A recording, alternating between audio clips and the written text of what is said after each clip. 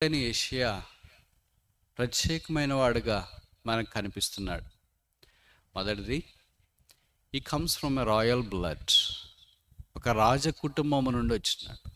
యూదా గోత్రములో నుండి వచ్చినాడు. ప్రవక్తలు యూదా గోత్రములో నుండి వచ్చిన వారు అరదు, కొంతమందే వచ్చినారు. అలాంటి దాంట్లో మొదటివాడు అగ్రగణ్యుడు ఏషియా అని మనకు తెలుసు. రాజ కుటుంబంలో నుండి వచ్చి రాజులకు కూడా దైవికమైన పరిచర్య చేయటానికి ఆయన ఇష్టపడినవాడు. రెండవది, ఆయన పెళ్లి చేసుకున్నాడు. కనీసం 2 కుమారులు ఉండొచ్చు. 8వ అధ్యాయం యెషయా గ్రంథంలో చెప్పబడింది. సాధారణంగా పేర్లు నోరు తిరగవు, అందుకే నేను కూడా చెప్పలేకపోతున్నా. ఆయన కుమారుల పేర్లు పెట్టుకోవాలన్నా కూడా ప్రజలకు నోరు తిరుగుదని పెట్టుకోవట్లేదు. ఆయన పేరు పెట్టుకుంటున్నారు కానీ ఆయన పిల్లల పేర్లు పెట్టుకోవట్లేదు. ఆయన భార్య పేరు కూడా రాయలేదు నాకు తెలిసి. రాసింటే ఆమె పేరు కూడా చాలామంది స్త్రీలు పెట్టుకునేవాళ్ళు. మగ పిల్లలైతే ఆయన కుమారుల పేర్లు కూడా పెట్టుకునేవాళ్ళు. ఈ నోరు తిరగకుండా చాలా కఠినంగా ఉన్నాయి కనుక కుమారుల పేర్లు అవి ఎవరు పెట్టుకోవట్లేదు. రెండోది, భార్య పేరు రాయలేదు కనుక ఆమె కూడా మంచి ప్రవక్తి, ప్రాఫెటస్ అని బైబిల్లో రాశారు. ఇవన్నీ 8వ అధ్యాయంలో ప్రస్తావన చేయబడిన సంగతులు. మూడవది, ఆయన గ్రేటెస్ట్ ప్రాఫెట్, గొప్ప ప్రవక్త. కారణం ఏంటంటే ఆయన పరిచర్య దేవాలయంలో 6వ అధ్యాయంలో ఆరంభించబడుతుంది. దేవుని మందిరానికి క్రమంగా వచ్చేవాడని తెలుసు. బలిపీఠం దగ్గర ఆయన స్థానం అని కూడా మనకు అర్థమవుతుంది. శరాపులు ఆయనకు సన్నిహితంగా పరిచర్య చేయటానికి కారుచున్న నిప్పును తీసుకుని వచ్చి పెదాలకు తగిలించినారు. ఆ తర్వాత ఆయన మీద దేవుని ప్రత్యక్షత, వెలుగు కుమ్మరించబడింది. ఆ ప్రత్యక్షతే 66 అధ్యాయాలు కలిగిన యెషయా.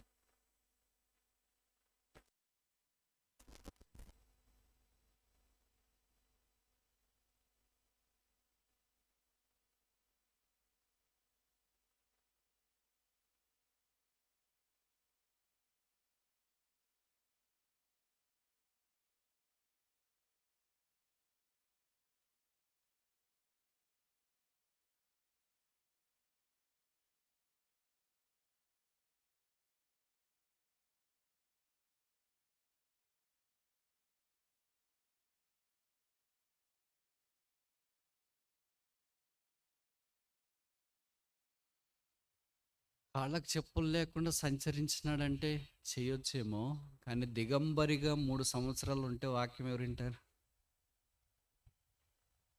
సాధారణంగా చాలా కష్టం అది. మరి దేవుడు ఎందుకు ఆయనకు అలాంటి ప్రత్యక్షత అనుగ్రహించినాడు?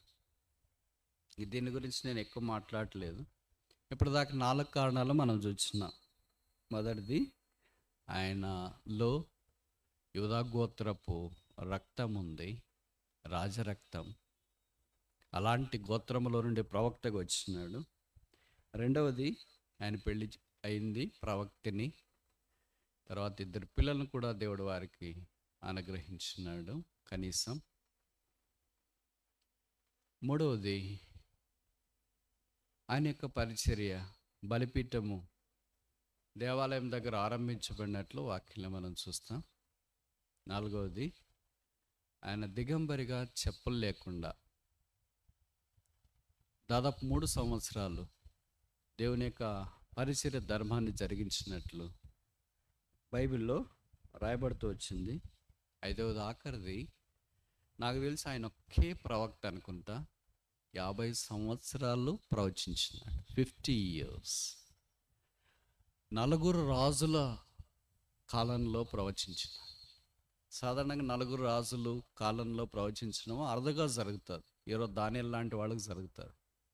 కానీ దానియేలు పూర్తి ప్రవక్త కాదు, ఆయన ప్రధానమంత్రి. అదే సమయంలో ప్రవక్త కూడా. దేవుడు ఆయన కరుణించి పరిచర్య కొరకు వాడుకుంటూ వచ్చినాడు. అయితే ఇక్కడ విచిత్రం ఏంటంటే 50 సంవత్సరాలు ఉద్యోగంలో కూడా ఉండనీరు. 30 ఏళ్ళు కానీ 62 ఏళ్ళు కానీ ఏది తొందరగా అయితే దాన్ని బట్టి రిటైర్ కావాలని అంటాం. కానీ 50 సంవత్సరాలు దేవుని యొక్క వాక్యాన్ని ప్రచురించడానికి 4 రాజుల కాలంలో దేవుడు ఆయన వాడుకుంటూ వచ్చింది. ఆ రాజులందరికీ ప్రవచించాలంటే అంత అనుకూలమైన వచనమే యెషయా నోట్లో ప్రభు పెట్టలేదు. కొన్నిసార్లు తీర్పును గురించి కూడా ప్రకటించాల, అది కష్టం. ఇతరులకు తీర్పు అంటే ఇష్టం ఉండదు కదా, కష్టం అంటే ఇష్టం ఉండదు కదా. అన్నీ సులభంగా సామాన్యంగా చెప్తే చాలామందికి ఇష్టం ఉంటుంది. తీర్పును గురించి చెప్తే బహుశా కష్టపడతారు. బహుశా 5 కారణాలను బట్టి యెషయా ప్రవక్త ద్వారా పరిశుద్ధాత్మ దేవుడు తీసుకుని వచ్చిన ఈ సందేశనాత్మకమైన పుస్తకం ఆధ్యాత్మిక ఆశీర్వాదానికి అపరూప కళాఖండం. దీంట్లో 2వ అధ్యాయము 3వ వచనములో దేవుని మందిరానికి వెళ్ళాలి అనే పిలుపు మనం చూస్తాం. యెషయా గ్రంథంలో కనీసం 5 రకాలైన సార్వత్రిక పిలుపులు గ్రంథస్థం చేయబడ్డాయి. 5 యూనివర్సల్ కాల్స్, ఇన్విటేషన్స్, ఆహ్వానాలు ఉన్నాయి. ఇవన్నిటిని కలిసి కొత్త నిబంధనలో యేసుప్రభు వారు ఒకే మాటలో చెప్పేశాడు. మత్తయి సువార్త 11లో ప్రయాసపడి భారం మోసుకొంచున్న సమస్త జనులారా నా ఎదుకు రండి, నేను మీకు విశ్రాంతినిస్తున్నాను. కనుక అది కూడా యూనివర్సల్ ఇన్విటేషన్, సార్వత్రిక ఆహ్వానం. ప్రభు మానవ కోటికి ఆహ్వానం ఏకరీతిగా, ఏకధాటిగా, ఏకాత్మతో, ఏక మనస్సుతో, ఏకదృష్టితో అనుగ్రహిస్తున్నాడని వాక్యం మనకు జ్ఞాపకం చేస్తుంది. ఆయన ఆహ్వానాలన్నీ సార్వత్రికమైనవే, నిర్దిష్టమైనవి, చాలా అరుదుగా కనిపిస్తుంటాయి. ఈ 5 ఆహ్వానాలు యెషయా గ్రంథంలో గ్రంథస్థం చేయబడ్డాయి. వాటిని మనం చూడడానికి ఈ మొదటి రోజు రాత్రి కూడికలో ప్రయత్నం చేస్తాం. మొదటిది యెషయా గ్రంథం 1వ అధ్యాయము 18వ వచనం. Book of Isaiah chapter 1 verse 18. యెషయా గ్రంథము 1వ అధ్యాయము 18వ వచనం. యెహోవా ఈ మాట సెలవిస్తున్నాడు, రండి మన వివాదము తీర్చుకుందాం. ఇక్కడ salad come let's reason together. Come come come అనే ఆహ్వానాలు 5 ఉన్నాయి యెషయా గ్రంథంలో. తెలుగులో అంత స్పష్టంగా లేకపోయినా ఇంగ్లీష్లో రండి రండి రండి అనే మాటలు మనకు కనిపిస్తున్నాయి. యెషయా మొదటి గ్రంథంలో ఇశ్రాయేలీయుల యొక్క దీన స్థితిని గురించి పరిశుద్ధాత్మ దేవుడు అలంకార రూపకంలో నిర్దిష్టంగా, ఏకధాటిగా, నేరుగా, రూఢిగా చాలా సంగతులు వారికి జ్ఞాపకం చేస్తూ వచ్చినాడు. పాపిష్టి జనమని, దోషభరితమైన ప్రజలని, చెరుపు చేయి సంతానమని, దుష్ట సంతానమని, చెరుపు చేయి పిల్లలని, తిరుగుబాటు చేయవారని, అరికాల మొదలుకొని నడినెత్తి వరకు కొంచెమైనను స్వస్థత లేనివారని, దేవుని సన్నిధిని ఆపేక్షించిన వారని, ఇలాంటి చాలా సంగతులు రాస్తూ వారు ఎలాంటి ఆత్మ సంబంధమైన దుర్భర స్థితిలో ఉండగా దేవుడు వారిని విడిచిపెట్టక కరుణించి ఆయన వైపు తిరిగి సమకూర్చుకోవాలని కోరుతున్నాడు. ఈ దినాన మన యొక్క స్థితి కూడా అదే, పెద్ద తేడా ఏం లేదు. యెషయా గ్రంథం 1వ అధ్యాయంలో మానవుని యొక్క స్థితి లేదా యూదుల యొక్క స్థితి ఎలాగుందో, ఇశ్రాయేలు యొక్క స్థితి ఎలాగుందో, ఈ దినాన సర్వ మానవ కోటి యొక్క దుస్థితి కూడా అదే అంటే తప్ప కాదేమో. అందుకే ఇక్కడ రాస్తూ వచ్చినారు, వారందరూ ఎలాంటి వారైనా సరే, అంటే చెరుపు చేయి పిల్లలైనా, దుష్ట సంతానమైనా, దోషభరితమైన ప్రజలైనా, అరికాల మొదలుకొని నన్నెత్తేదాకా స్వస్థత కొంచెమైనా లేనివారైనా, గానుగ చాటు లేదా దొడ్డిలోనికి రాని పశువుల్లాగా జీవితాన్ని కొనసాగిస్తున్నా, యజమానుని యొక్క మాటకు స్పందించిన ఎద్దుల్లాగా వారు జీవిస్తున్నా, ఎలాంటి దుస్థితిలో వారు ఉన్నా సరే వారందరికీ ఒక ఆహ్వానం యేసుప్రభు వారు ఇస్తున్నాడు. Come let's reason together. రండి మన వివాదం తీర్చుకుందాం. ఎందుకు అలాగైపోయారు అని అంటే, వాళ్ళు చెప్తున్న మాటలు, ఇశ్రాయేల్ చెప్తున్న మాటలు ఏంటంటే, దేవునితో మాకు వివాదం ఉంది, there is a conflict, fight with God. దేవునితో మాకు పోరాటం ఉంది. ఏం పోరాటము అంటే, దేవునితో ప్రతి ఒక్కరికి పోరాటం ఉంటుంది. మనం అనుకునేది దేవుడు చేయాలనుకుంటాడు, దేవుడు ఏమనుకుంటాడంటే నేను అనుకునేది మీరు చేయాలని అనుకుంటాడు. అందుకని ఈ ఇద్దరికి ఇదే పోరాటమే జరుగుతుంది. ఈ పోరాటం సాధారణంగా చాలామందిలో ఉంటుంది. భార్య భర్తలైన వాళ్ళు మరీ ఎక్కువగా ఉంటుంది.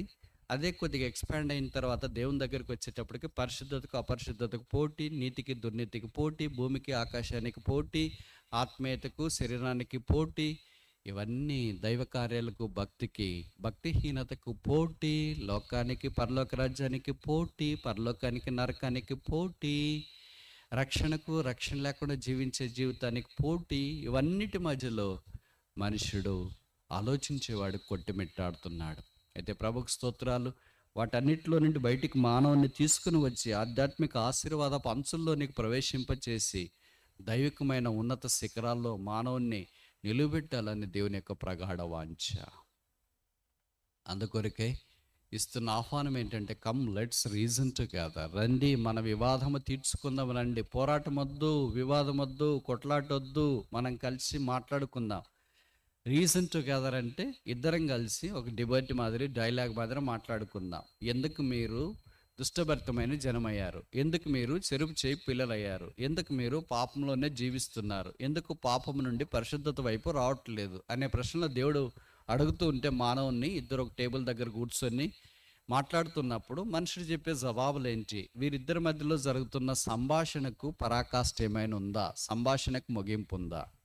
అది పాత నిబంధనలో మనకు అంత కనబడకపోయినా కొత్త నిబంధనలో మనకు చాలా విషదంగా కనిపిస్తుంది. ఆ సంభాషణ యొక్క పరాకాష్ఠే దేవుని ప్రేమ. అందుకే రోమపత్రిక 5వ అధ్యాయంలో రాయబడింది, దేవుడు మన తన ప్రేమను వెల్లడిపరుచున్నాడు. ఎట్లనగా మనం ఇంకా పాపులమైండగా, భక్తిహీనమైండగా, బలహీనమైండగా, దేవునికి శత్రులమైండగా యుక్తకాలమున క్రీస్తు యేసు మన కొరకై చనిపోయెను. యెరూషలేము కల్లంత దూరాన కలవరి కొండ మీద లోకనాథుడైన యేసుప్రభు వారు మన పాపాలు మోసుకోవటానికి మనఃపూర్వకంగా ఇష్టపడి అసలు మీదకి వెళ్ళాడు. మనుషుడు దేవుని కలుసుకునే స్థలం అది. మనుషుని యొక్క దుష్టత్వం తీసివేయబడే స్థలం అది. మనుషుని యొక్క పాపము కొట్టివేయబడే స్థలం అది. మనుషుడు దైవ స్వరూపంలోనికి మార్చబడే స్థలం అది. పరలోకము మానవుని యొద్దకు దిగి వచ్చిన స్థలం అది. పాపాత్ముడైన మానవుడు పరలోక రాజ్యంలో ప్రవేశించడానికి మార్గం అది. అదే శిలువ మార్గం, అదే కలువరి మార్గం, అదే యేసు మార్గం, అదే పాపక్షమాపణ, మారు మనస్సు. బైబిల్ సెలవిస్తుంది, యేసు రక్తం ప్రతి పాపము నుండి మనల్ని కడిగి పవిత్రులుగా చేయును. ఈ రాత్రి ఇంకెవరైనా యేసును అంగీకరించకుండా ఉంటే ప్రభువైన యేసునందు విశ్వాసం ఉంచుము. అప్పుడు మీరును మీ ఇంటి వారును రక్షణ పొందుతారు. రెండవ ఆహ్వానం మనకి ఇవ్వబడిన థీమ్ 2వ అధ్యాయం యెషయా గ్రంథం 2వ అధ్యాయం 3వ వచనం. Book of Isaiah chapter 2 verse 3. యెషయా 2:3. Come let's go to the house of God of Jacob. యెహోవా మందిరం అనగా యాకోబు దేవుని మందిరమునకు వెళ్ళుదము, రండి. రక్షణ పొందిన వెంటనే when a man is saved he has to be brought in the sanctuary of God. రక్షణ పొందిన తర్వాత ఉదయకాలం మీకు జ్ఞాపకం చేయబడినట్లు పూటకూళ్ళ వాని ఇంటి దగ్గరికి మనుషుడు తీసుకురాబడాలి. ఆ మనుషుడు రక్షణ పొందిన తర్వాత లోకం యొక్క ఎడారిలోనే త్రోవ తెలియని స్థలంలోనే ఉంచబడితే శత్రువు దాడి చేసి రక్షణలో నుండి బయటికి తీసుకెళ్ళటానికి కూడా అవకాశం ఉంటుంది. అదే సమయంలో వారు నష్టపోవటానికి కూడా అవకాశం ఉంటుంది. అలాంటి పరిస్థితులన్నింటినీ దేవుడు మానవునికి తప్పించి ఆధ్యాత్మికమైన ఆశీర్వాదంలోనికి తోడుకొని వచ్చి ఆ రక్షణలో ఎదగాలని సంకల్పించినాడు. అందుకే అపోస్తుల కార్యాలు 2:42 ప్రకారం అపోస్తుల బోధ, సహవాసము, రొట్టె విరుచుట, ప్రార్థన చేయుట ఇవన్నీ మన కొరకు అందుబాటులో ఉంచున్నాడు. సహవాసం యొక్క మాధుర్యాన్ని మనకు దయచేసినాడు. చాలామంది రక్షణ పొందిన తర్వాత ఎక్కడున్నా పర్లేదులే, ఏం సహవాసానికి ఖచ్చితంగా వెళ్ళాలా అని అనుకుంటారు. వాళ్ళకి ఆ ప్రశ్న వచ్చిందంటే అనుమానం ఏంటంటే సహవాసం అంటే వారికి ఇష్టం లేదు అని. బైబిల్లో రాయబడుతుంది కదా, తన కుమారుని సహవాసమునకు మనల్ని పిలిచినవాడు నమ్మదగిన వాడు. Faithful is he that called us unto the fellowship of his dear son. దేవునితో సహవాసం, మనుషులతో కాదు. మనకు మనుషులతో సహవాసం అంటే ఎంత ఇష్టము, ఫ్రెండ్షిప్ అంటే ఎంత ఇష్టము. తల్లిదండ్రుల కంటే ఫ్రెండ్ అంటే చాలామందికి ఇష్టం, మందిరం కంటే ఫ్రెండ్ అంటే చాలామందికి ఇష్టం, స్నేహితులు అంటే చాలామందికి ఇష్టం. వాళ్ళకి స్నేహితులే ఉండాలి, ఒకే కంచంలో తినాలా, ఒకే మంచంలో ఉండాలా. కొంతకాలం అయిపోయిన తర్వాత వారిద్దరికి పచ్చగడ్డేస్తే కూడా బగ్గని మండే పరిస్థితి వస్తుంది. పత్తిపాళ్ళు ఎండలు మండినట్లు మండుతాయి, మిరపకాయలు కారం వచ్చినట్లు వస్తాయి. ఇంక వారి మధ్యలో ఎంత పోరాటం ఉంటుందో చెప్పనలేవు కాదు. భౌతికమైన స్నేహం అంతా బహుశా ఇలాగే ఉంటుంది, సహవాసం అంతా బహుశా ఇలాగే ఉంటుంది. Every fellowship in this world, if it is based upon a particular worldly character and property and a virtue, the end is tragedy. ఏ సహవాసం అయితే యేసుప్రభు రక్తం మీద కట్టబడి ఆధారపడి కొనసాగుతుందో, ద ఎండ్ ఈజ్ గ్లోరియస్. దాని ముగింపు మహిమాపూర్వకంగా ఉంటుంది. కనుక దేవుని జనమైన మనము యేసు ప్రభువుతో పాటు సహవాసములు ఉండుట కొరకు ఆయన మందిరంలోనికి తీసుకురాబడుతున్నాం. మందిరంలో 2 రకాలైన సహవాసం. మొదటిది ఏంటి? వర్టికల్ ఫెలోషిప్, నేరుగా నిటారుగా ఉండే సహవాసం. అది ఆదికాండం 28వ అధ్యాయంలో మనం చూస్తాం. యేసు ప్రభువారు లేదా నిచ్చెన భూమికి వేయబడింది, లేదా ఆకాశాన్ని భూమిని కలిపేదిగా ఉందనే వాక్యంలో మనకు జ్ఞాపకం చేయబడుతుంది. నిచ్చెన ఎప్పుడు కింద నుండి పైకి వేస్తారు, లేదా పైనుండి కిందికి వేస్తారు, కానీ నిచ్చెన ఎప్పుడు ఇప్పుడు మనం కూర్చున్నట్ల అడ్డమేరు నిలువ ఉంటుంది. ఆ నిచ్చెన యేసుక్రీస్తు ప్రభువు. కనుక మొదట మన సహవాసం ప్రభుతో.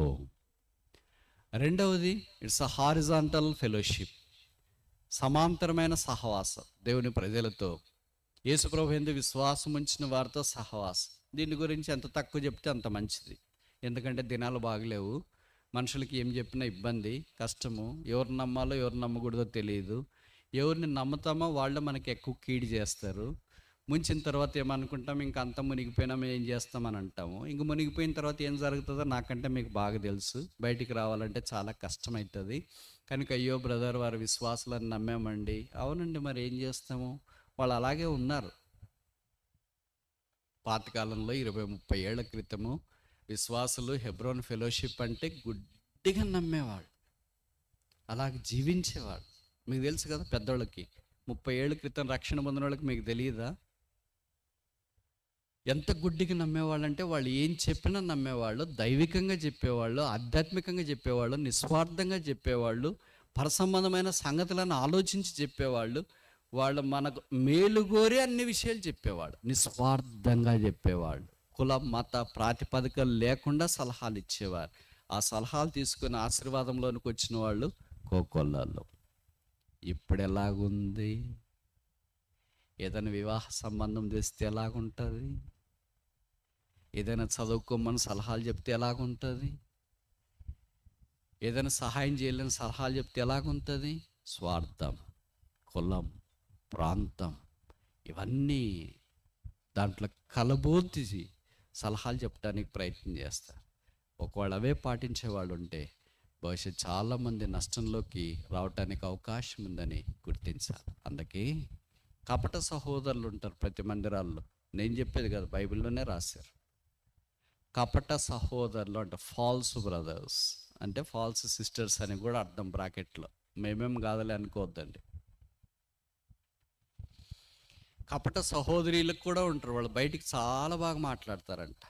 పౌలు లాంటి బురిడి గుట్టించే రకం వాళ్ళు. అందుకనే పౌలు అన్నాడు, కొంతమంది కపట సహోదరుల వల్ల కలిగిన ఆపదలు అని కొరింథీయులకు రాసిన 2వ పత్రికలో చాలా ఆపదలను గురించి, దాదాపు 40 ఆపదలను గురించి ఆయన రాస్తూ ఈ ప్రస్తావన తీసుకుని వచ్చిన సంగతి మనకు పరిచయం. ఎవరి చేతిలో మోసపోకూడదు అనుకుంటాం, వాళ్ళ చేతిలోనే మోసపోతాం. ఎవరి ద్వారా అయితే విడిపించబడాలనుకుంటాం, వాళ్ళ ద్వారానే బంధకాల్లోనికి పోతాం. ఎవరి మాట అయితే వినకూడదు అనుకుంటాం, వాళ్ళ మాట వినాల్సిన పరిస్థితులు వస్తాయి. ఎవరికైతే దూరంగా ఉండాలని అనుకుంటామో వాళ్ళకే దగ్గర కావాల్సిన పరిస్థితులు వస్తాయి. ఇవన్నీ మీకు రావట్లేదు అనుకుంటా. అలాగైతే మీరు ధన్యులు. ఇవన్నీ మీతో పాటు అల్లుకొని ఉంటే వాటన్నిటిని మనం తప్పించేది ఒకే ఒక్కడు, ఆయన పేరు యేసుక్రీస్తు ప్రభు. ఈ రాత్రి ప్రభువా, ఆ కాని బంధకాల్లో నుండి నన్ను తప్పించు. ఎవరికెత్తోనైతే నిజంగా సహవాసం చేయాలనుకున్నానో వారితో చేయలేకపోయాను. ఎవరితోనైతే సహవాసం చేయకూడదు అనుకున్నానో వాళ్ళతో చేశాను. ఎవరితోనైతే వ్యాపారం కలిసి చేయాలనుకున్నానో వాళ్ళతో చేయలేకపోయాను. ఎవరితో చేయకూడదు అనుకున్నానో వాళ్ళతో కలిసి చేస్తాను. ఎవరితోనైతే కలిసి పరిచర్య, కలిసి ప్రార్థన, కలిసి దైవ కార్యక్రమాల్లో పాలు పొందుట, కలిసి నిన్ను సేవించాలనుకున్నాను, వారితో సేవించలేకపోతున్నాను. ఎవరితో సేవించకూడదు అనుకున్నానో అలాంటి వారితో సేవించే పరిస్థితి వచ్చింది.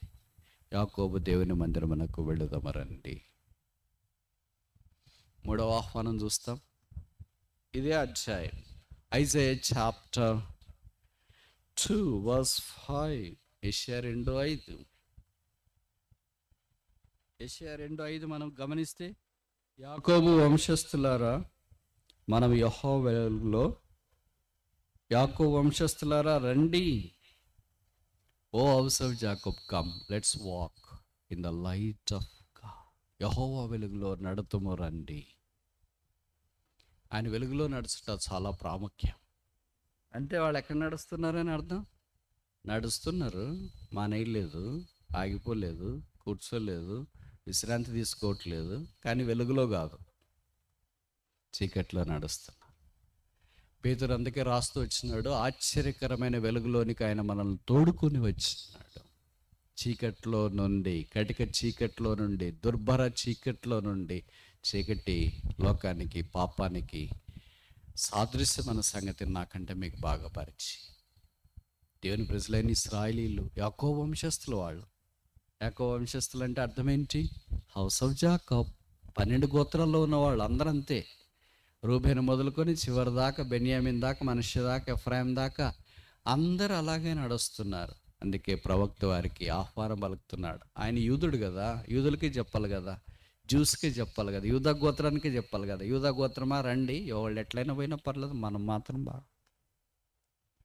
గుంటూరు పద్ధతి కాదు అక్కడ. మన కులం, మన ప్రాంతం, మన వాళ్ళు అనేది కాదు. 12 గోత్రాలు మనవే. చెదిరిన యేసుప్రభు రక్తం ద్వారా కడగబడిన వారంతా మనవారే. మనము అనేది మొట్టమొదట ప్రాముఖ్యమైనదిగా యెషయా భక్తుడు ఇక్కడ వాడుతున్నట్లు మనం చూస్తాం. లోకములో లేదా బైబిల్లో 2 రకాలైన స్టేట్మెంట్లు ఉంటాయి. మొదటి రకం ఏంటంటే ఎక్స్క్లూజివ్ స్టేట్మెంట్. అంటే నన్ను చెప్పేవారు వాళ్ళని మినహాయించుకునేది. ఉదాహరణకి అపోస్తలుడైన పౌలు చెప్పినాడు కదా, I am crucified with Christ, at not I but Christ liveth in me. నేను యేసు ప్రభుతో పాటు నేను సిలువ వేయబడి ఉన్నాను, మీరు మనము కాదు. దాన్ని ఏమంటారంటే ఎక్స్క్లూజివ్ స్టేట్మెంట్. అంటే తనను తాను మాత్రమే చెప్పుకుంటున్నాడు, మిగతా వాళ్ళతో ఆయనకేం సంబంధం లేదన్నట్లు. అలాగే ఇంక్లూజివ్ స్టేట్మెంట్ అంటే యేసు రక్తము ప్రతి పాపము నుండి, నన్ను కాదు మనలను, అంటే తన కూడా, ఆ రచయిత కూడా తను కలుపుకుంటున్నాడు. మనలను, మనము అని. మనము అనేది ఇంక్లూజివ్ స్టేట్మెంట్, వారిని కలుపుకొని చెప్పేది. ఇప్పుడు ఈ మనము అని యెషయా పలుకుతున్నాడంటే అర్థం ఏంటి? ఆయన కూడా కలుపుకుంటున్నాడు. నేనేం గొప్పవాడినేం కాదు, మీరు అలాగేమీ అనుకోవద్దండి. కనుక మనం అందరం కలిసి వెలుగులో నడుస్తాం రండి. ఈ మాటలు అంటుంటే పక్కన వాళ్ళు ఏమని అంటారు, నువ్వు పెద్ద ప్రవక్త కదా, మా ఊరుడే కదా, మా గోత్రమే కదా, మా ప్రాంతమే కదా, నువ్వు కూడా నడవాలా? అవును, నేను కూడా నడవాలా. There is a long way to go in the light. వెలుగులో నడాల్సిన దూరం చాలా ఉంది. ఎప్పటిదాకా నడవాలా? 2 గురి. ఒకటి ఏంటంటే యేసుప్రభు వచ్చేదాకా. ఈరోజే వచ్చినాడు అనుకోండి, కథ సమాప్తం. రావాలని కోరుకుంటున్నా, మీరు కాదులే, మీలో చాలామంది. ఎందుకంటే మీకు చాలా పనులు ఉంటాయి కదా, మీరు ఆలోచిస్తుంటే మిరపకాయలన్నీ అక్కడ పెట్టేసి వచ్చినాను ఎట్లా.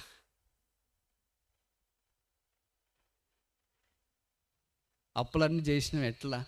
ఇంకా అప్పులు ఇచ్చిన వాళ్ళు, నేను అప్పులు ఇచ్చినాను వడ్డీ వ్యాపారాల కొరకు, అవన్నీ రావాలి కదా ఎట్లా. ఇట్లా రకరకాలుగా ఆలోచించే వాళ్ళకి యేసుప్రభు ఇప్పుడే రావద్దు, బ్రదర్ ఏం చెప్తున్నాడు రమ్మని వద్దులే, మేము చెప్పినప్పుడు వస్తామని అనుకుంటా. అయితే ప్రభు తన సొంత సమయంలో రాబోతున్నాడు. అదే ఈరోజు వస్తే అందరికీ మించిన ఆశీర్వాదం యేసునందు విశ్వాసం ఉంచిన వారికి.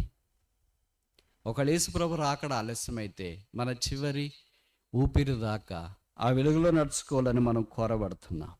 ఆయనే వెలుగు. మరి వాట్ ఈస్ లైట్? వెలుగంటే ఏంటి?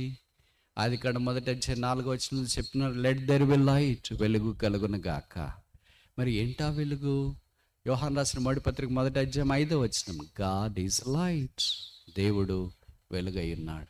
దేవా నువ్వే కదా వెలుగు, మేమేం కాదులే అని అనుకుంటే అట్ట కాదు మీరు కూడా అని మత్తయి సువార్త కొండ మీద ప్రసంగంలో చెప్పాడు. ఈ are the light of the world, మీరు లోకమునకు వెలుగై ఉన్నారు. మనం వెలుగు, దేవుడు వెలుగా. మనమేం వెలుగులు? స్వయం ప్రకాశం లేని వెలుగులు. అంటే మనము దేవుని యొక్క వెలుగు పొందిన వారమై ఆ వెలుగుని ఇతరులకు తెలియచేయాలని ప్రభు కోరుతున్నాడు. ఉదాహరణకు సూర్యుడు, ఆయనకు స్వతహాగా వెలుగుంది. చంద్రుడు, ఆయనకు స్వతహాగా వెలుగు లేదు. కనుక సూర్యుని వెలుగు ఆయన తీసుకున్న తర్వాత ఆ వెలుగును మనకు ప్రతిబింబింపజేస్తాడు. అందుకే పగలైతే సూర్యుని వెలుగు కనుక చాలా తెల్లగా లేదా ఎండ భరించలేమనుకుంటాం. రాత్రి అయితే సూర్యుని వెలుగు చంద్రుని మీద పడేది మన మీదకు ప్రతిబింబిస్తుంది కనుక చాలా ఆహ్లాదకరంగా ఉంటుంది. కానీ ఎవరికి కనపడరు. అది వెన్నెల పూసిన రాత్రి, వెన్నెల కురిసిన రాత్రి. కానీ కనబడని రాత్రి, చీకటి రాత్రి, కాళరాత్రి, అందమైన రాత్రి, ఆశీర్వాదకరమైన రాత్రి. బాగుంటుంది, కానీ వేరే వేరే మన సొంత పనులు చేసుకోవటానికి కుదరదు. ఇప్పుడు సంఘము యేసుప్రభు యొక్క వెలుగును తీసుకుని ప్రకాశింప చేయాలని దేవుని యొక్క కోరిక. అందుకే పరమగీతంలో చెప్పబడుతుంది, సంధ్యారాగము చూపట్టుచు చంద్రబింబమంత అందమును కళను గలదై ఊహిత సైన్య సమభీకర రూపిడియగు. ఈమె ఎవరు?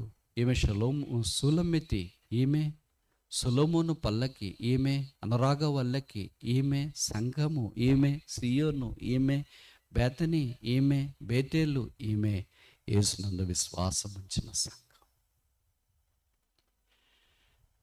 కనుక అలాంటి ఆధ్యాత్మికమైన జీవితంలోనికి మనం రావాలని దేవుని యొక్క ఉద్దేశం. ఇప్పుడు దాకా 3 ఆహ్వానాలు చూచాం. There are 3 universal invitations. Number 1, come let's reason together. రండి మన వివాదము తీర్చుకుందాము. ఇన్విటేషన్ ఫర్ సాల్వేషన్, రక్షణ కొరకైన ఆహ్వానం. రెండవది, come let's go to the house of God. దేవుని మందిరమునకు వెళుదాము రండి. ఇన్విటేషన్ ఫర్ శాంక్చురీ, పరిశుద్ధ స్థలం, మందిరం కొరకైన ఆహ్వానం. మూడవది, come let's walk in the light of God. దేవుని వెలుగులో నడతము రండి. ఇన్విటేషన్ ఫర్ సాంక్టిఫికేషన్, పరిశుద్ధమైన జీవితం కొరకు. వెలుగు ఏం చేస్తుందంటే మన పొరపాట్లన్నీ మనకు చూపిస్తుంది, పతనాలనే మనకు చూపిస్తుంది. అద్దం దగ్గరికి మనం వెళ్ళిన వెంటనే మనం ఎట్లున్నామో అట్లే మనకు చూపిస్తుంది. నేను ఎట్లున్నా పర్వాలేదు, నన్ను దావీదు వలె చూపించు, మోషే వలె చూపించు, అందంగా చూపించు, శార వలె చూపించు, హాగర్ వలె చూపించవద్దు అని అంటే అటు చూపించదు. అట్లయితే వేరే అద్దం కొనుక్కోండి అక్క మీ ఊర్లో సంతలో. అలాగుండదు అద్దం. మనం ఎలాగున్నామో అలాగే చూపిస్తుంది. మన వెంట్రుకలు సరిగా లేకుండా ఉంటే అదే చూపిస్తుంది. మన వెంట్రుకలు నల్లగున్నా కూడా తెల్లగా చూపించమంటే చూపించదు, తెల్లగుంటే నల్లగా చూపించమంటే చూపించదు. అలాగే దేవుని వాక్యము అనే వెలుగు దగ్గరికి మనం వచ్చినప్పుడు, యేసుప్రభు అనే వెలుగు దగ్గరికి మనం వచ్చినప్పుడు మన జీవితాలు మనకు తేటగా కనిపిస్తాయి. విచిత్రం ఏంటంటే మన జీవితం మనకు తేటగా కనిపించినప్పుడు మనం మార్చుకోవడానికి ఇష్టపడం. మనం మార్చుకునే అవకాశం ఉంటుంది, మార్చుకో. అద్దం దగ్గరికి వెళ్ళిన తర్వాత మీ వెంట్రుకలన్నీ చెదిరిపోయినాయి, మీకు మార్చుకునే అవకాశం ఉంది, కానీ మార్చుకోనంటే మీ ఇష్టం. ముఖమంతా చెమటలు ఎక్కువ పడినాయి, ఇది ముఖం కడుక్కోవటానికి అవకాశం ఉంది, కడుక్కోనంటే మీ ఇష్టం. ఏదైనా మన యొక్క జీవితం అంతా మన స్ట్రక్చర్, మనం ఎలాగున్నామో అది అద్దం మనకు చూపిస్తుంది. చూపించిన తర్వాత మనం మార్చుకోవాలా. మార్చుకొని నేను ఇలాగే ఉంటానంటే ఉండు. అద్దమేమొచ్చి నేను మారుతావా లేదా, లేకపోతే ఇంకోసారి నా దగ్గరికి రావద్దని చెప్పదు.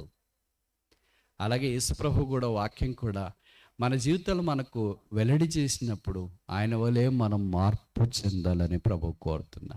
యేసుప్రభు వలె మాట్లాడాలా, యేసుప్రభు వలె తలంచాలా, యేసుప్రభు వలె జీవించాలా, యేసుప్రభు వలె ప్రేమ కలిగి ఉండాలా, యేసుప్రభు వలె పోట్లాడకుండా మౌనంగా ఉండాలా. మనం అట్లుంటామా?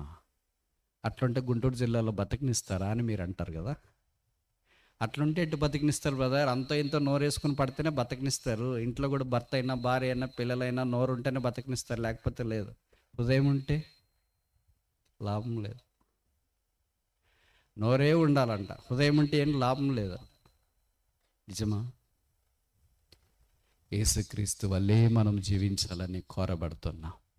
అలాగ మనం పరిశుద్ధతలోనికి ప్రవేశించడానికి అవకాశం ఉంది. ఉదయకాలం నేను చెప్పాను కదా, be holy as I am holy. నేను పరిశుద్ధునై ఉన్న ప్రకారము మీరును పరిశుద్ధులై ఉండుడి. 4వ చూస్తామా? యెషయా గ్రంథం 48, ఐజయా చాప్టర్ 48 verse 15. 48:15. యెషయా గ్రంథం 48:15. నేను ఆజ్ఞ ఇచ్చిన వాడను, నేనే అతని పిలిచి తిని, నేనే అతన్ని రప్పించి తిని, అతని మార్గం తేజరిల్లును. నా యొద్దకు రండి, ఏ మాట ఆలకించు. నా యొద్దకు రండి, come unto me and listen to me. వచ్చిన తర్వాత మన దాన్ని మనం ఉండటానికి వీల్లేదు, ఆయన మాట మనం వినాలని కోరబడుతున్నాం. అదే వాక్యం కదా, ఆయన మాటే వాక్యం. మీరు నా మాట వినేళ్ళు ఎంత మేలు అని. సాధారణంగా మాట వినకపోతేనే కదా సమస్యలన్నీ, వ్యక్తిగతంగా, కుటుంబంగా, సంఘాల్లో ఉన్న సమస్యలకి మూలమైన కేంద్రం ఏంటంటే మాట వినట్లేదు.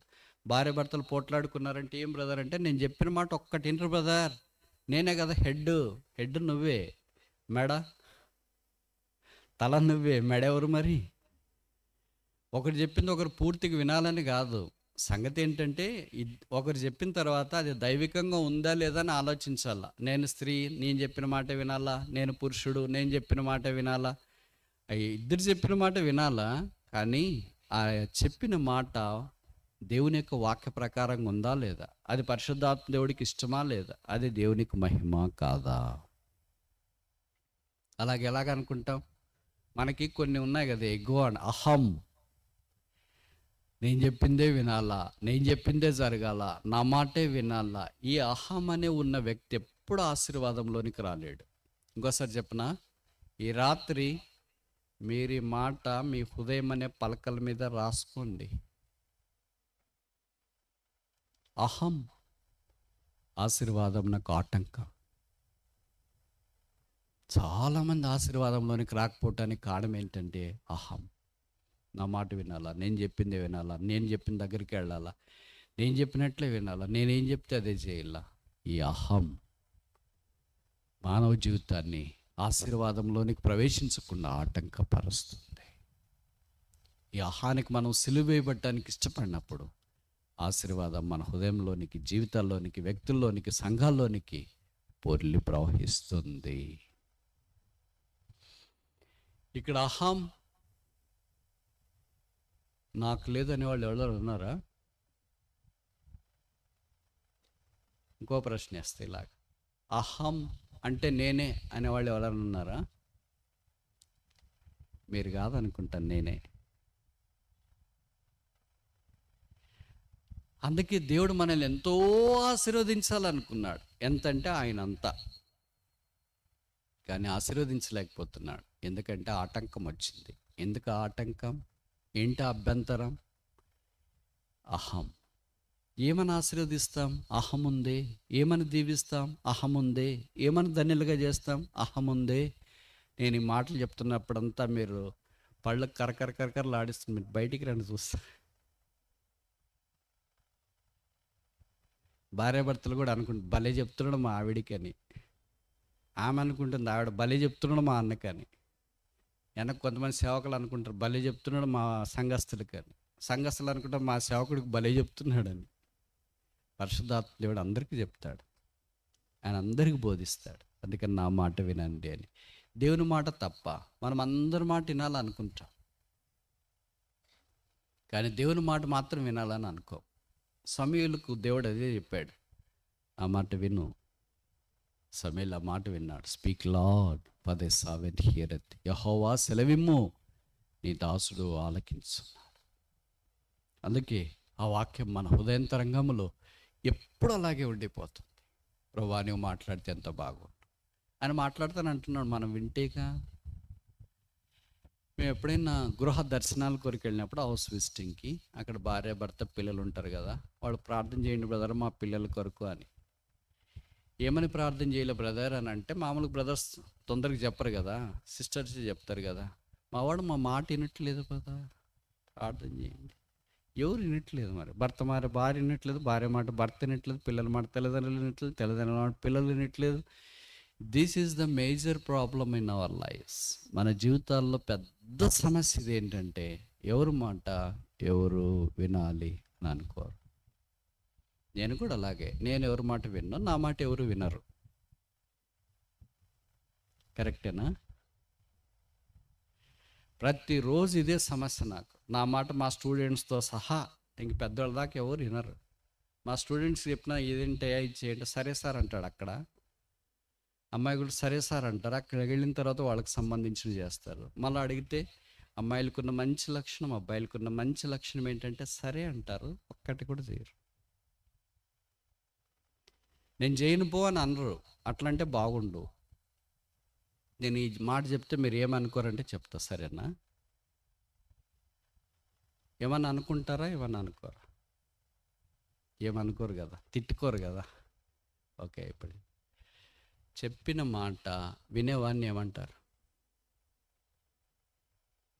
నిర్వచనం. మీరు ఏమనుకోరని చెప్పినారు. చెప్పిన మాట వినేవాడిని ఏమంటారంటే భర్త అంటారు. చెప్పిన మాట వినని వాడిని ఏమంటారు? అంత కరెక్ట్గా ఎట్లా చెప్తున్నారు? రోజు అలవాటు అంటారా? చెప్పిన మాట విన్నట్లు నటించే వాళ్ళని ఏమంటారు? పిల్లలు. అర్థమైందా ఇప్పుడు నిర్వచనాలు? నటిస్తారు పిల్లలు అంతే. చెప్పింది ఏ జయరా సరేమా, బైబిల్ చదువు సరేమా, ప్రార్థన సరేమా. ఎంత నటన ఉంటుందో ఆస్కర్ అవార్డులు ఇవ్వాల, అంత నటన ఉంటుంది. ఏంట్రా చదువుకోలేదమ్మా, ప్లీజ్ మా కుదరలేదమ్మా, ఈ రోజుది రేపటిది రేపు చదువుతామా, సరేనా, నమ్ముమా ప్లీజ్ మా అని అంటే వాళ్ళమ్మ కరిగిపోతుంది. అట్లా క్రొవ్వొత్తి కరిగినట్లు, నెయ్యి కరిగినట్లు, గుంటూరు నెయ్యి. వాడి జీవితంలో ఇంకా నటన నటన నటన నటన. చెప్పిన మాట విన్నట్లుగా చేస్తారు కానీ చేయరు. ఇప్పుడు ఈ 3 రకాల గుంపుల్లో మనం ఏ రకం? మొదటి రకమా, రెండవ రకమా, మూడవ రకమా? ప్రభు ఏమంటున్నారు? నా మాట మీరు వింటే ఎంత మేలు. అదే ఆయన వాక్యం. Invitation for scriptures. వాక్యము కొరకైనా ఆహ్వానం. 5వ దాకా చూసి ముగిస్తామా? యెషయా గ్రంథం 55:1. ఐజైయా చాప్టర్ 55 verse 1. యెషయా 55:1. ఐజైయా చాప్టర్ 55 verse 1. యెషయా 55:1. దప్పికొన్న వార్లారా నీళ్ళ యుద్ధకు రండి, రూకలు లేని వార్లారా మీరు వచ్చి కొని భోజనం చేయండి. రండి, రూకలు లేకపోయినను ఏమీయూ నీయకి ద్రాక్షరసమును పాలను కొనుడి. Invitation for service. ఆయన సేవించడానికి కొరకైన ఆహ్వానం. ఆయన దగ్గరికి రమ్మని పిలుస్తున్నాడు. రండి రండి రండి. ఎవరైనా ఇలా ఉచితంగా పిలిచేవాళ్ళు ఉంటారా? డబ్బులు ఇవ్వండి రండి అని పిలిచేవాళ్ళు చాలామంది ఉంటారు. కానీ ఆయన ఏమంటాడు? మీరేం డబ్బులు ఇవ్వాల్సిన పని లేదు, రూకలు ఇవ్వాల్సిన అవసరం లేదు, అన్నీ ఉచితం ఉచితం ఉచితం. దీని పాట కూడా ఉందనుకుంటా, దాహము గలవార్లారా నీళ్ళ యుద్ధకు రారండి. అది ఎప్పుడు ఏమని చెప్తావు? ఒకసారి కూడా నాకు తెలిసి పాటల ప్రతుల్లో. ప్రభు మన దాహము తీర్చేవాడు. సమరయిస్తే యోహాను సువార్త 4వ అధ్యాయంలో ఆమె దాహం తీర్చడానికి వచ్చినాడు. ఆయన అన్నాడు, నేను ఇచ్చి నీళ్లు త్రాగువాడు మరెన్నడూ దప్పికొన్నాడు. ఆ నీళ్ళే జీవజల ఊట. It's a fountain of life.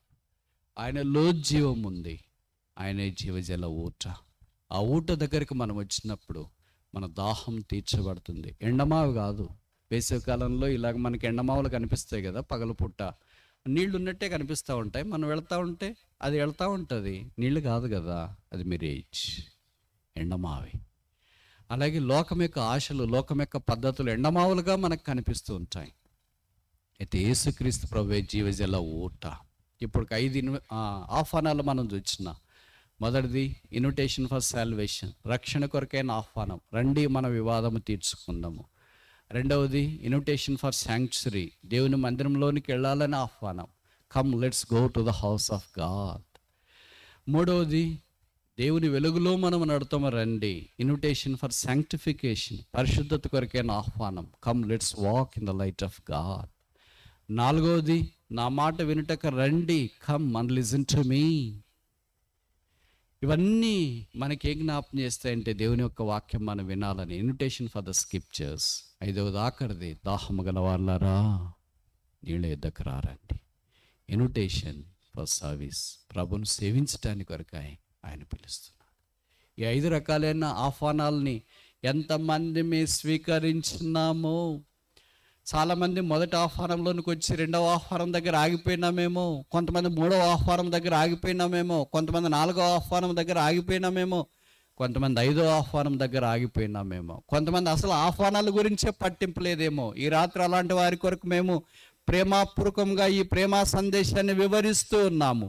సార్వత్రికాన్ని పరిపాలిస్తున్న దేవుడు, బైబిల్లో రాయబడిన మహత్తు గల మాట చేత సమస్తాన్ని నిర్వహిస్తున్న దేవుడు, ఆయన పేరు యేసుక్రీస్తు ప్రభువు.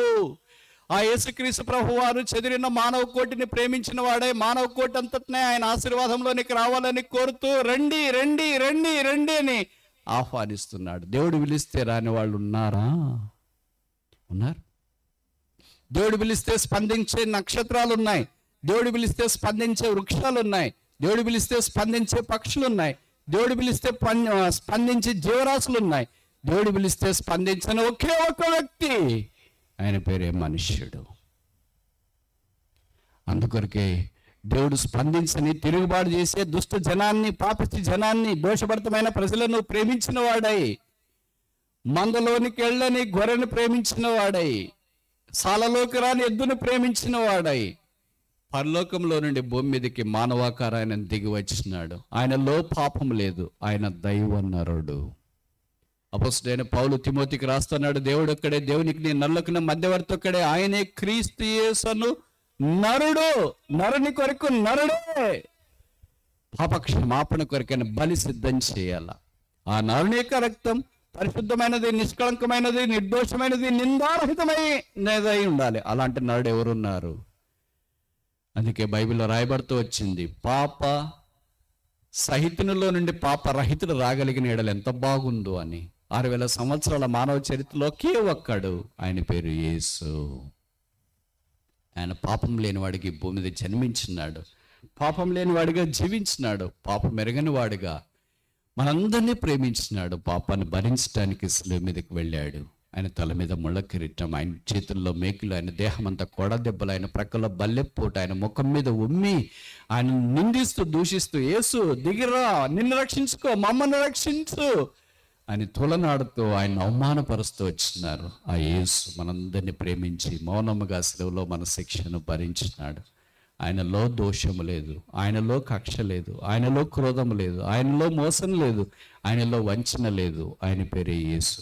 ఆ యేసు ఈ రాత్రి నిన్ను ప్రేమిస్తున్నాడు. జీవితంలో సూలిపోయావా, డస్సిపోయావా, కృంగిపోయావా, అవమానంతో ఉన్నావా, అప్పుల బాధతో ఉన్నావా, జీవితంలో పూర్తిగా సాతానిక బంధకాల్లోనికి వెళ్ళిపోయి నిరీక్షణకు ఆధారం లేకుండా జీవిస్తున్నావా? బైబిల్ సెలవిస్తుంది, Christ is the hope of glory. క్రీస్తే మహిమ, నిరీక్షణ.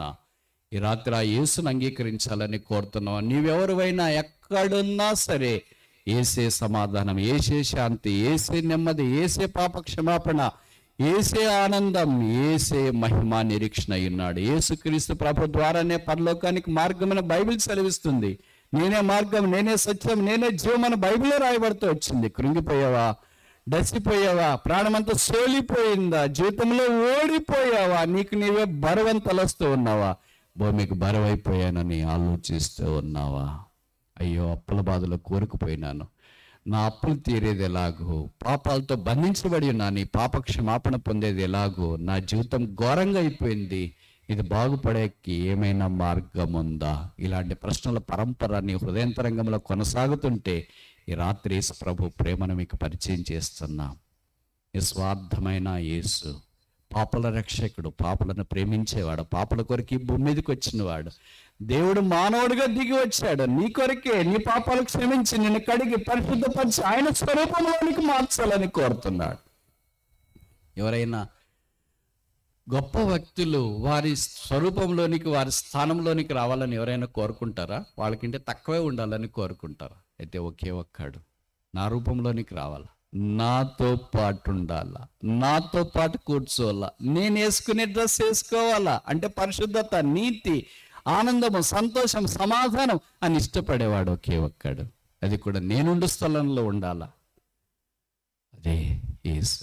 అందుకే పరలోకాన్ని విడిచి భూమి మీదకి వచ్చినాడు. భూమి మీద ఉన్న మానవుని పరలోకానికి యేసు ప్రభు తీసుకెళ్లాలని కోరుతున్నాడు. ఈ రాత్రి ప్రభువైన యేసునందు నీ విశ్వాసం ఉంచుము, అప్పుడు నీవును నీ ఇంటి వారును రక్షణ పొందుదురు.